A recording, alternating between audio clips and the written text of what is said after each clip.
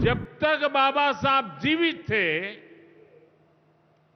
कांग्रेस ने उन्हें अपमानित किया। कांग्रेस ने बाबा साहब के विचारों को भी हमेशा के लिए खत्म कर देना चाहा। डॉक्टर अंबेडकर संविधान के संरक्षक थे।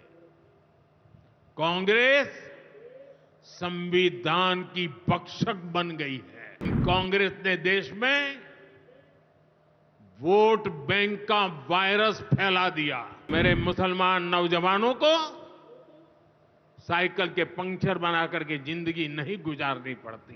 कांग्रेस ने बाबा साहब आंबेडकर के साथ क्या किया?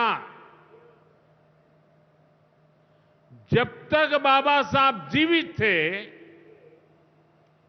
कांग्रेस ने उन्हें अपमानित किया।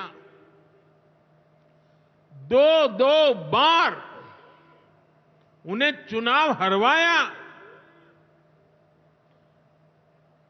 कांग्रेस की पूरी सरकार उनको उखाड़ फेंकने में लगी थी। उनको सिस्टम से बाहर रखने की साजिश की गई। जब बाबा साहब हमारे बीच नहीं रहे, तो कांग्रेस ने उनकी याद तक मिटाने की कोशिश की। कांग्रेस ने बाबा साहब के विचारों को भी हमेशा के लिए खत्म कर देना चाहा। डॉक्टर अंबेडकर संविधान के संरक्षक थे। कांग्रेस संविधान की भक्षक बन गई है। डॉक्टर अंबेडकर समानता लाना चाहते थे, लेकिन कांग्रेस ने देश में वोट बैंक का वायरस फैला दिया। साथियों, बाबा साहब चाहते थे कि हर गरीब, हर वंचित गरिमा से जी सके, सर ऊंचा करके जिए, वो भी सपने देखें, अपने सपने पूरे कर सके। लेकिन कांग्रेस ने एससी, एसटी, ओबीसी को सेकंड क्लास सिटीजन बना दिया। कांग्रेस के लंबे शासनकाल में कांग्रेस के नेताओं के घर में स्विमिंग पूल तक पानी पहुंच गया, लेकिन गांव में नल से जल नहीं पहुंचा। आजादी के 70 साल बाद भी गांवों में सिर्फ 16% घरों में नल से जल आता था। सोचिए, 100 घर में से 16 घर में। इससे सबसे ज्यादा प्रभावित कौन थे? इससे एससी, एसटी, ओबीसी सबसे ज्यादा प्रभावित थे।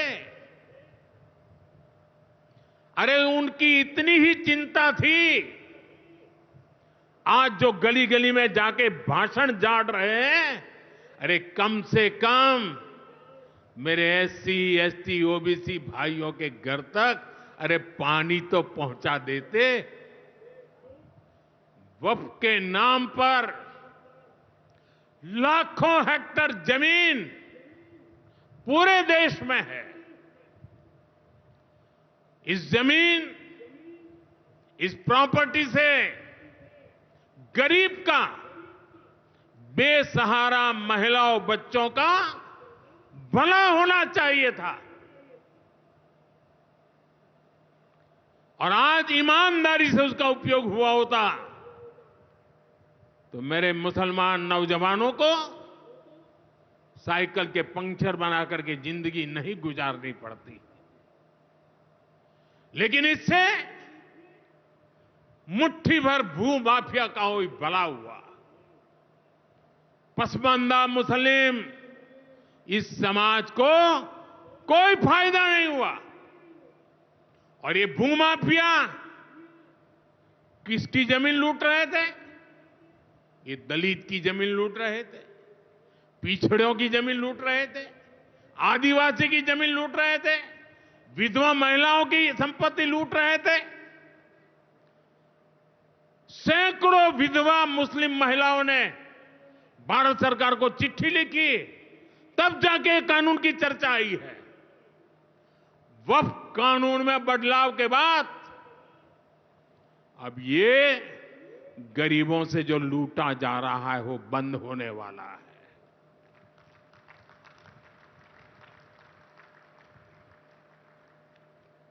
और सबसे बड़ी बात, हमने एक बहुत बड़ा जिम्मेदारीपूर्ण महत्वपूर्ण काम किया है। हमने इस वक्फ कानून में एक और प्रावधान किया है।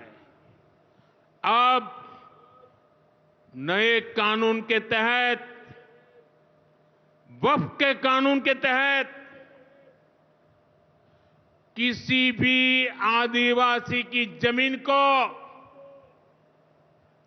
हिंदुस्तान के किसी भी कोने में आदिवासी की जमीन को, उसके घर को, उसकी संपत्ति को ये वक्फ बोर्ड हाथ भी नहीं लगा पाएगा। ये आदिवासी के हितों की रक्षा करने का, संविधान की मर्यादाओं का पालन करने का हमने बहुत बड़ा काम किया है।